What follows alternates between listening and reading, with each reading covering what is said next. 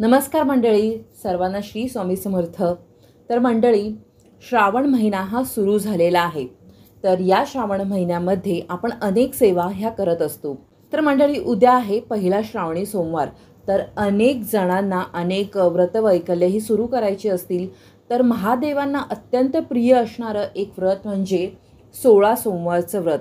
तर काही जणांना जर हे व्रत सुरू करायचं असेल तर श्रावणामध्ये हे व्रत सुरू करणं हे अत्यंत लाभदायक आणि फलदायी हे मानलं जातं. तर या व्रताला कोणतंही बंधन नाही आहे. तर त्यामुळे हे व्रत स्त्री किंवा पुरुष हे कोणीही करू शकतात.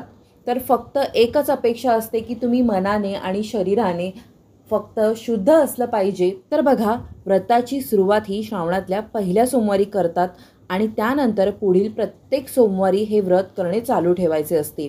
तर 16 सोमवार हे व्रत केल्यानंतर येणाऱ्या 17व्या सोमवारी तुम्हाला व्रताचे उद्यापन हे करायचे असते. तर 17व्या सोमवारी उद्यापन करणे जर तुम्हाला जमले नाही तर पुढे कोणत्याही महिन्यामध्ये येणाऱ्या सोमवारी तुम्ही ह्या व्रताचे उद्यापन हे करू शकता. तर जो कोणीही व्रत करणार आहे त्याने दिवसभर हा उपवास करायचा असतो आणि ज्यांना उपवास करणं जमत नाही ते उपवासाचे पदार्थ खाऊनसुद्धा उपवास हा करू शकतात. फक्त महादेवांच्या कोणत्याही व्रतामध्ये आपल्याला एक महत्त्वाची गोष्ट लक्षात ठेवायची आहे, ते म्हणजे तुम्हाला मिठाचं सेवन हे करायचं नाही आहे. मग तुम्ही व्रताचे पदार्थ खाणार असाल तेव्हासुद्धा आणि जेव्हा तुम्ही व्रत सोडणार आहात आणि संध्याकाळी तुम्ही व्रत सोडल्यानंतर प्रदोषकाळी तुम्ही पूजा करणार आहात आणि त्याच्यानंतर तुम्ही हे व्रत सोडणार आहात आणि त्याच्यानंतर जेव्हा तुम्ही अन्न ग्रहण करणार आहात तेव्हासुद्धा तुम्हाला मीठ हे सेवन करायचं नाही आहे. तर ही एकच गोष्ट आपल्याला लक्षात ठेवायची आहे. आणि दुसरी महत्त्वाची गोष्ट म्हणजे तुमचे 16 सोमवार पूर्ण होईपर्यंत आणि 17व्या सोमवारी तुम्ही उद्यापन करणार आहात तोपर्यंत तुम्हाला मांसाहार हा करायचा नाही आहे. तर त्याच्यामुळे ह्या 2-3 ज्या गोष्टी आहेत त्यांचं फक्त तुम्ही पालन करा. आणि व्रत करणाऱ्याने बघा संध्याकाळी आंघोळ करून शंकराच्या पिंडीचीही पंचोपचारी पूजा करायची आहे. आणि 16 सोमवारची जी व्रतकथा आहे किंवा 16 सोमवारचे महात्म्याची एक पोथी मिळते तर ती तुम्हाला वाचायची आहे. शिवस्तुती म्हणून तुम्हाला महादेवांची आरती ही करून घ्यायची आहे. आणि त्यानंतर संध्याकाळी तुम्हाला कणकेच्या चुरम्याचा प्रसाद ह्याचं ग्रहण करायचं आहे. तर ह्याचे 3 वाटे करायचे आहेत बघा. एक तुम्हाला महादेवांना ठेवायचा आहे, एक तुम्हाला इतरांना वाटायचा आहे आणि जो पहिला वाटा तुम्ही काढणार आहात तो तुम्ही मंदिरामध्ये ठेवायचा आहे, दुसरा तुम्ही इतरांना वाटायचा आहे आणि तिसरा तुम्ही स्वतः ग्रहण करायचा आहे, म्हणजे तुम्हाला उपवास सोडण्यापूर्वी. तर ह्याच गोष्टी ह्याच प्रकारे तुम्हाला लागोपाठ 16 सोमवारी करायच्या आहेत. तर बघा, कणकेचा चुरमा कसा करायचा आहे ते आता आपण जाणून घेऊयात.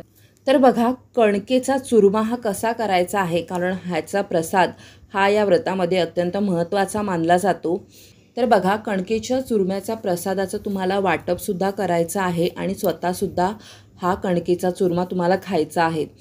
तर बघा, गव्हाच्या पिठाच्या जाडसर खरपूस भाकऱ्या तुम्हाला भाजायच्या आहेत किंवा तुम्ही मुटके करूनसुद्धा ते तुपामध्ये तळू शकता. आणि मग ते हाताने तुम्हाला छान असे कुस्करून घ्यायचे आहेत आणि चाळणीमध्ये चाळून घ्यायचे आहेत. आणि त्यामध्ये तुम्ही योग्य प्रमाणात गूळ आणि तूप घालायचं आहे. मग त्याचे तुम्ही पेढे किंवा लाडूसुद्धा करायला हरकत नाही. फक्त तुम्हाला हे जो व्रत करणार आहे त्या व्यक्तीने अर्धा शेर कणकेचा चुरमा हा घेऊन उपवास सोडायचा आहे. आणि चुरमा करताना बघा, कणकेमध्ये मीठ घालायचं नाही आहे. तसेच उपवासाचे जे खायचे पदार्थ आहेत त्याच्यामध्ये सुद्धा तुम्हाला मीठ हे खायचं नाही आहे. तर बघा, महादेवांच्या कोणत्याही व्रतामध्ये मीठ हे आपल्याला खायचं नसतं. तर उद्यापनाच्या दिवशीसुद्धा आपल्याला प्रसादासाठी बघा 5 किलो कणकेचा चुरमा लागतो. पूजेच्या साहित्यामध्ये स्वच्छ पाण्याने भरलेला तांब्या तुम्हाला घ्यायचा आहे. अबीर, गुलाल, शेंदूर, तुम्ही मग कुंकू घेऊ शकता. हळद ही महादेवांना वाहत नाही त्यामुळे ती घेऊ नका. आणि फुले, चंदन, त्याच्यानंतर अक्षता, धूप, दीप, कापूर, सुपारी, खायची पानं, फळं, 5 फळं घेऊ शकता. आणि 108 किंवा जर तुम्हाला शक्य असेल तर 1008 बेलाची पाने आणि नैवेद्य या 16 वस्तू तुम्हाला घेऊन जायच्या आहेत. तर देवळामध्ये जाऊन तुम्हाला शंकराची पूजा केल्यानंतर नैवेद्य दाखवून कापूर आरती करून घ्यायची आहे आणि मनातल्या मनात आपली इच्छा सांगून ती पूर्ण करण्याविषयी प्रार्थना करायची आहे. आणि तुम्ही जो चुरमा केलेला आहे कणकेचा, त्याचे 3 भाग तुम्हाला करायचे आहेत. एक भाग तुम्हाला देवापुढे ठेवायचा आहे, दुसरा भाग तुम्ही देवळामध्ये ब्राह्मणांना वाटू शकता किंवा तुम्ही गाईलासुद्धा हा चारू शकता आणि तिसरा भाग हा आपण घरी आणायचा आहे. आता बघा, देवळात जाण्याचं तुम्हाला शक्य नसेल तर घरीच तुम्ही ब्राह्मणांना बोलवून शंकराची छान अशी, तुमच्या घरी जी शंकराची पिंड असेल त्याची षोडोपचारी छान अशी पूजा करून घ्या. ब्राह्मण पण मिळाला नाही तर पोथी वाचून तुम्ही पूजा ही घरच्या घरीसुद्धा करू शकता.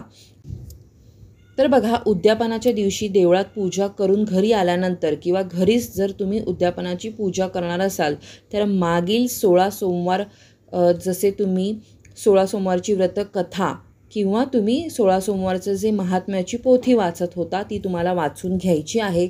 शिवस्तुती म्हणायची आहे, महादेवांची आरती करायची आहे. तर चुरम्याचा जो प्रसाद आहे तो सर्वांना घरातल्या कुटुंबियांना तुम्ही वाटायचा आहे आणि स्वतःसुद्धा खायचा आहे. आणि कुटुंबातले सर्वजणसुद्धा पंचपक्वानाचे त्यानंतर तुम्ही भोजन जे काही घरामध्ये केलं असेल ते सर्वांनी करायचं आहे. तर बघा, ह्या व्रताचे खूप फायदे आहेत. ज्या ज्या लोकांनी हे व्रत केलेले आहे त्यांना बऱ्याच गोष्टींची प्राप्ती झालेली आहे. तुमची जी काही इच्छा आहे ती मनोभावे महादेवांना सांगा. त्यांना आपण भोलेनाथ म्हणतो, त्यामुळे ते लवकर आपल्याला प्रसन्नसुद्धा होतात. आपण साधी सोपी जी पूजा करतो तीसुद्धा ते गोड मानून घेतात. तर मनामध्ये कोणतीही शंका न आणता तुम्ही ही पूजा करा. आणि तुम्हाला जर काही शंका असतील किंवा अजून माहिती हवी असेल तर तुमचे घरातले जे गुरुजी वगैरे असतील त्यांच्याकडे जाऊन तुम्ही त्यांना सांगा की मला 16 सोमवारचं व्रत करायचं आहे, तर कशा पद्धतीने करू. कारण बघा, प्रत्येक भागामध्ये ह्याचे नियम आणि अटी थोडाफार फरकाने ह्या वेगळ्या असतात. पण बेसिक मी तुम्हाला जी माहिती दिली आहे तशाच प्रकारे हे व्रत करतात. तरीसुद्धा तुम्हाला अजून काही डिटेल माहिती हवी असेल तर योग्य मार्गदर्शन घेऊनसुद्धा तुम्ही ही व्रताची सुरुवात करू शकता. तर बघा, ह्या व्रतामुळे अनेक गोष्टी ह्या दूर होतात. जसं की तुम्हाला एखादा आजार असेल, रोगमुक्त व्हायचं असेल, तुम्हाला आरोग्याची प्राप्ती करून घ्यायची असेल तर त्यासाठी सुद्धा तुम्ही हे व्रत करू शकता. कोणाचे लग्नाचे जर प्रॉब्लेम असतील, लग्न होत नसेल तर त्याच्यासाठी सुद्धा अनेक जण हे व्रत करतात. त्याच्यानंतर आपल्या घरामध्ये सुखशांती यावी. जर कोणाला आर्थिक संकट असेल तर ते सुद्धा हे व्रत करतात. तर कोणत्याही तुम्ही तुमच्या मनामधील इच्छा असेल तर त्यासाठी हे व्रत श्रद्धापूर्वक करा आणि महादेव तुमच्यावरती कृपा करतील, यात काहीच शंका नाही. तर मंडळी, ही 16 सोमवारच्या व्रताची माहिती तुम्हाला कशी वाटली कमेंट्समध्ये मला नक्की कळवा. आवडली असेल तर लाईक करा, शेअर करा. आणि तुम्हाला जर अजून काही माहिती असेल, माझ्याकडून चुकून काही मिसआउट झालं असेल तर ते सुद्धा तुम्ही कमेंट्समध्ये सांगा, म्हणजे इतरांना त्या कमेंट्स वाचून त्यांनासुद्धा ती माहिती मिळू शकते. तर पुढल्या भागात भेटूया एका नवीन विषयासह. तोपर्यंत लोभ असावा. धन्यवाद. हर हर महादेव.